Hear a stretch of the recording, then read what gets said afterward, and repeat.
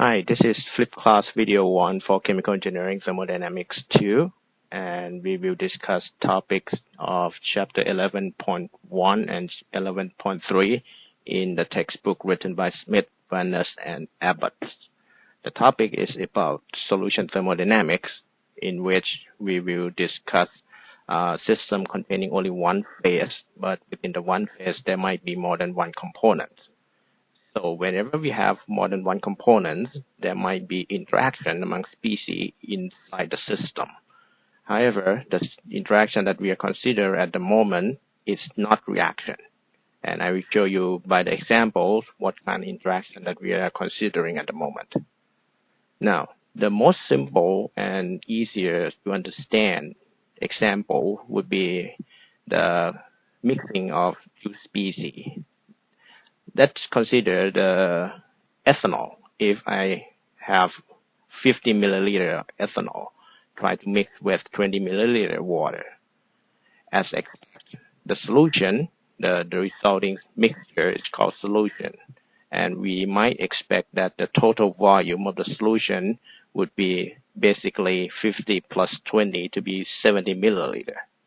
However, the actual volume of the mixture was carefully measured, to be only 67 milliliters.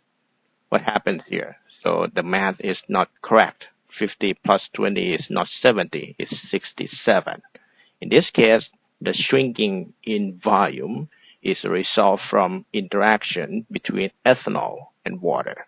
Both ethanol and water contains hydrogen bonds, so therefore they are attracting to each other and make the volume to be smaller. So this is interaction that we are talking about without any reaction. In this case, we look into properties. These two numbers, 50 and 20s, are properties of pure species. But these would be properties that is not molar properties. It is total properties. We call this one pure species properties. However, 167 is the properties of the mixture. We call this one total solution properties. All right, this one is a mixture containing ethanol and water. If I somehow split, in using some kind of imagination, split water and ethanol from each other within the same system, we will see two components within the same system.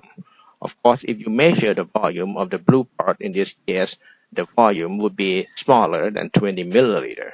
On the other hand, the yellow part here would be smaller than 50 milliliters, right? If you compare between this volume here and that volume, you see that they're not equal. Even though the number of mass or the number of moles would be definitely equal, but the volume are not. They're not equal. In this case, the volume of water, when there exists in the mixture, is called partial volume. All right. On the other hand, this volume here is a partial volume of ethanol in the mixture. If you sum these two volumes together, the summation of partial volume should give you total volume of the mixture. But on the other hand, if you take the pure properties or pure volume of pure species, you add 50 to the 20, you will not get the total solution volume. All right. So summation of pure species properties may not be equal to the solution properties anymore. This is caused by interaction between two different species. On the other hand, if you take partial properties, you add them up, the result should give you total solution properties. Like this, you take this volume, added by that volume, you get 67 milliliter. Okay? So, now, if we consider a system containing pure species, that means one phase, one component, according to what we discussed in thermodynamics, in this kind of system, degree of freedom is equal to 2. And therefore, I can write down any properties as a function of two variables. And these two variables can be chosen arbitrarily. In this case, we are going to choose temperature and pressure. If the properties that we are interested in here is free energy, and we can write Gibbs free energy as function of temperature and pressure. According to calculus, if you take differentiation, you get differentiation dt equal to these two terms combined. The first term is a change in Gibbs free energy with respect to temperature at constant pressure. The other term would be the change in Gibbs free energy with respect to pressure at constant temperature. All right. And again, from Thermodynamics 1, we can solve using fundamental relation and find the relationship that the first term here is equal to minus entropy. And the second term is a volume. Now, if you consider this part, the G here is molar Gibbs free energy with the unit of joule. I can write another kind of properties called extensive properties, GT. T here stands for total. So G total means total Gibbs free energy of the whole system. The unit of GT is joule without mole. So the relationship between extensive property GT and intensive property G here can be written here as a number of moles times G. And as we defined earlier, as long as if we assume that the number of moles within the closed system is fixed, and G here is a function of temperature and pressure, and therefore we can write down GT as a function of temperature and pressure, like so. So if you take differentiation again, you can write this equation in form of NG here, there, and there, in the manner that you have to keep in mind that the total number of moles is fixed. So therefore, we put N here just to say that the number of moles within the system is fixed. All right. So this equation will be changed as well. Now, we can write down this one as GT here and there. This is equation for pure species. On the other hand, if we have solution, one phase, more than one component. Now the properties of the system depends on how much species you put into the system. For instance, if you consider water and ethanol, the system of mixture of water and ethanol, the properties of the mixture depends on how much ethanol and how much water are there in the system, in addition to the temperature and pressure. So you need to specify number of moles of all species within the system. Taking this relationship, the degree of freedom is increased. And therefore, when you take the differentiation, you get this equation. First two are the same as what we did previously for single species. But in addition, we need to put differentiation with respect to number of mole N1, N2, and so on. And we add them up under summation here. So if you have two components, these would contain two terms. If you have three components, this would have three terms. All right. This term, the partial differentiation of properties with respect to number of moles of one single species, whenever you have constant temperature and pressure and number of moles of other species to be constant, this one is defined and is called as partial molar properties. We use M bar I to represent partial molar properties. If we take this equation and then this extensive properties or total properties into N times M, or number of moles times properties, molar properties, you can get this equation. Take a note here that N here is total number of moles of all species combined in your system, where Ni here is a number of moles of one particular species.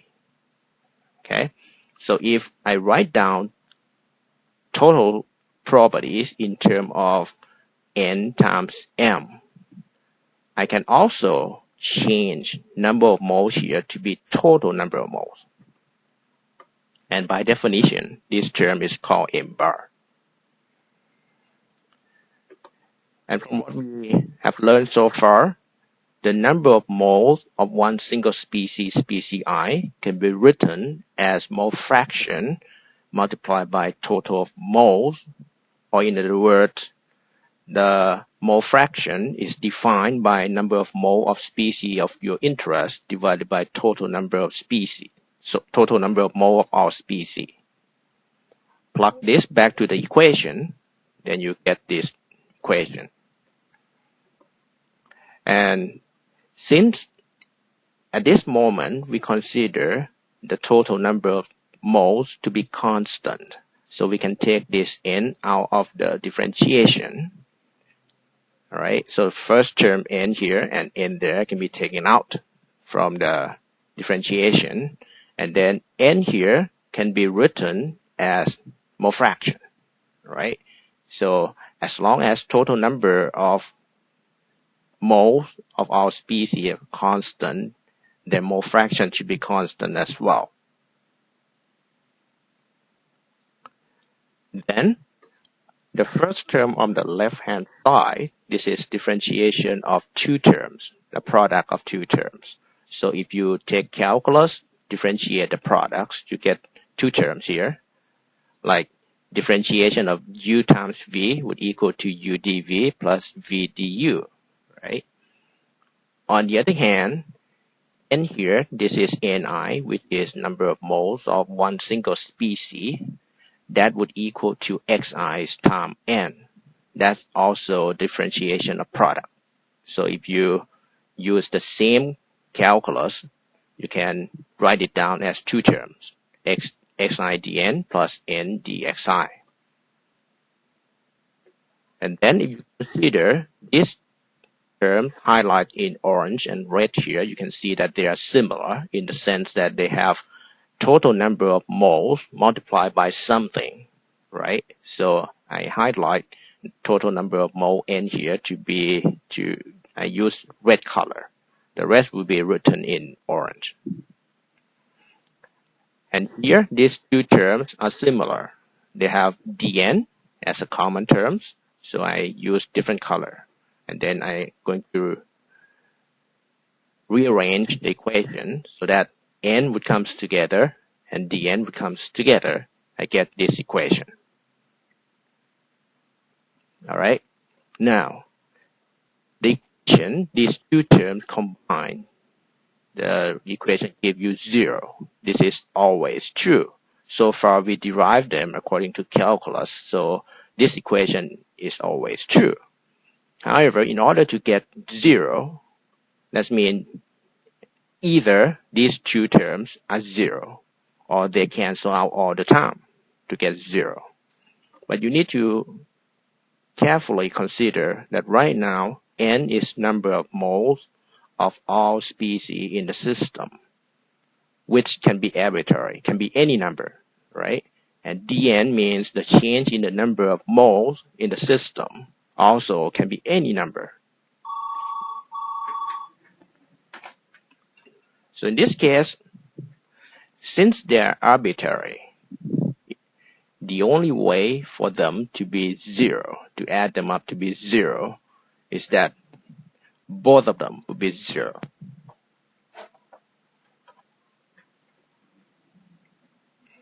So I'm going to write down the first part to be 0, and the second part will be later written as 0 as well. All right, so n is not 0, it's not necessarily 0, so that means inside here must be 0. And then inside here must be 0 as well, because n is not necessarily 0. So from this single equation, I will get two separate equations.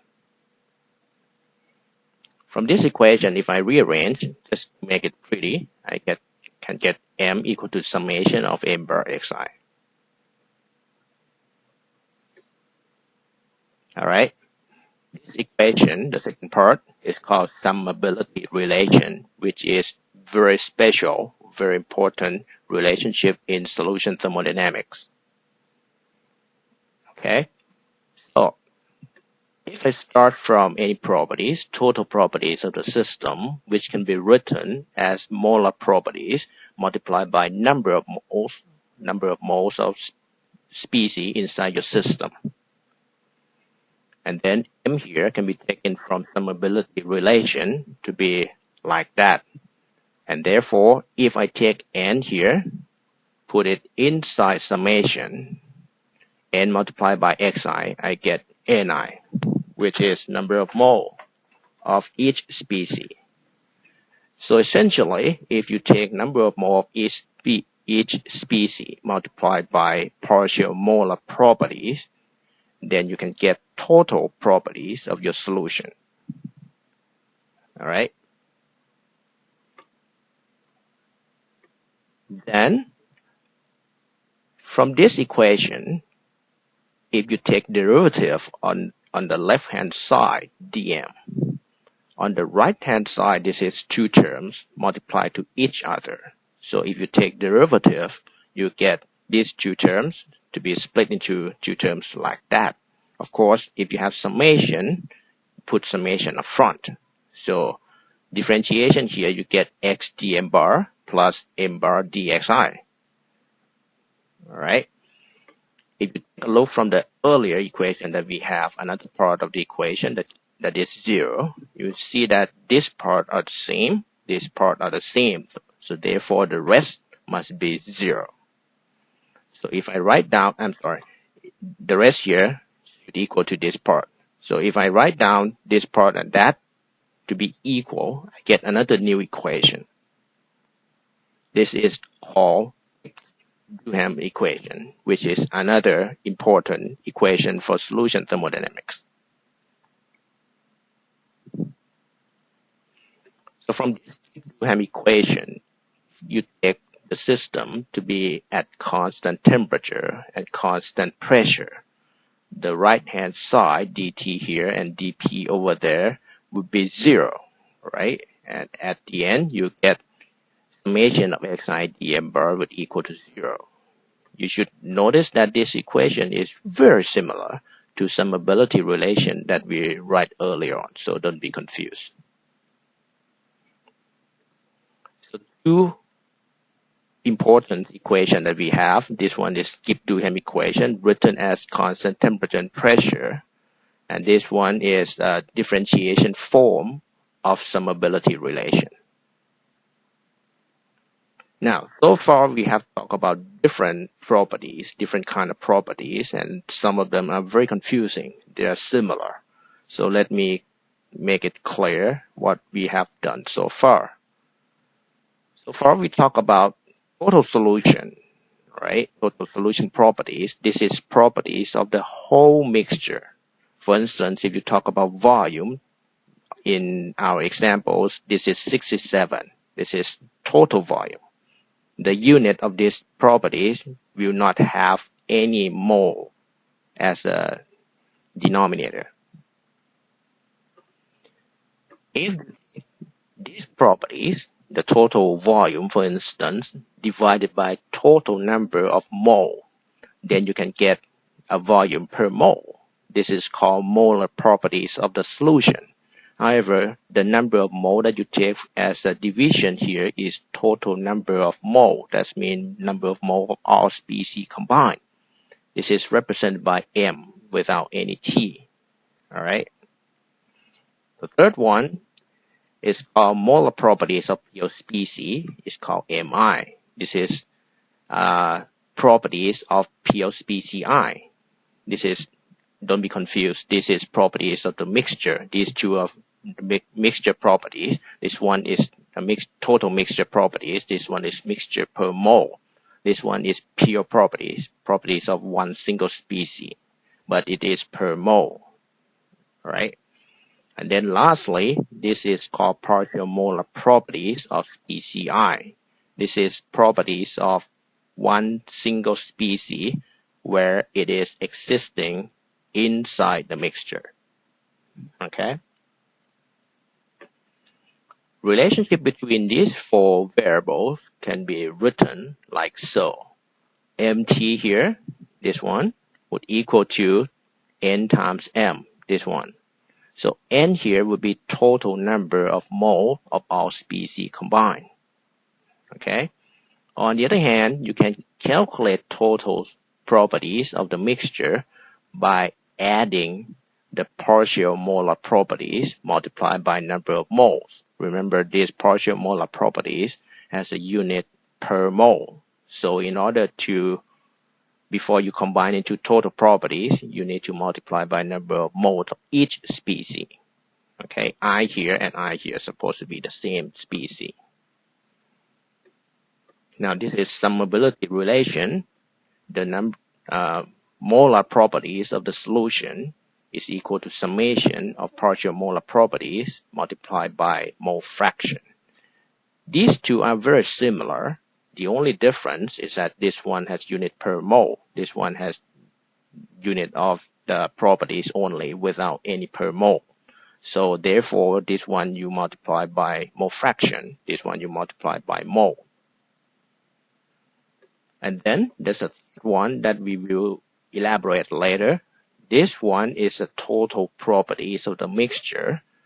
This one is properties of pure species. So this equation gives you some sense like a mixing. For instance, if you have two components, you multiply properties of pure species by number of moles, you add them up, and you know that it will not be equal to total mixture properties. The difference is called the change in mixing. All right, so delta M mix is a change of properties by the means of mixing. For instance, in our examples, if you take 50 milliliter of ethanol, 20 milliliter of water, you add them up, these two parts would give you 70. But the total mixture volume is 67. So the change in volume according to the mixing is -3. So delta M mix is -3 in this case.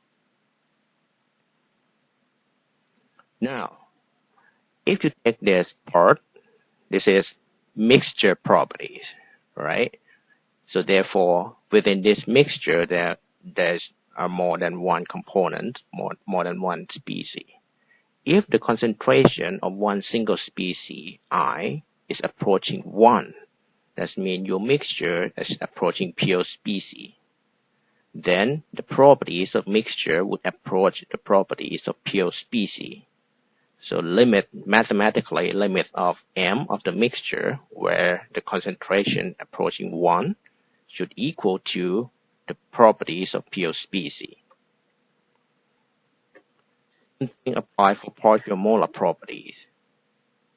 This is properties of one species where it exists in the mixture.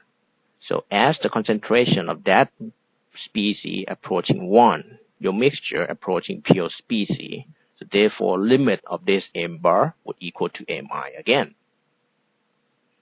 However, on the other hand, if your concentration of the species of your interest is approaching 0, now your solution becomes very diluted in the species that you're interested in. Now in this case, limit here is not equal to 0. You still have some kind of properties over there, but it is not 0. This one is redefined as M bar infinite. Infinite here means infinite dilution. So the fifth kind of properties that you need to know would be infinite dilution partial molar properties written by M bar infinite. Okay, this one is for species I, whereas I is in the mixture and concentration of I is approaching 0. Now, you might get confused what is the partial properties. The physical meaning of partial properties is like that. It is molar properties of species as it exists in solution. So you need to be aware that whenever you talk about partial molar properties, you are talking about one species sitting there together with other species. All right, but we are interested in knowing properties of one species only. The common partial molar properties are like this. We have partial molar volume, partial molar enthalpy, and partial molar entropy. By definition, it is partial differentiation of total properties divided by or differentiated with respect to number of moles of one species of your interest, where temperature, pressure, and number of moles of other species are fixed. You should note here that the nominator here is total properties of the mixture. All right.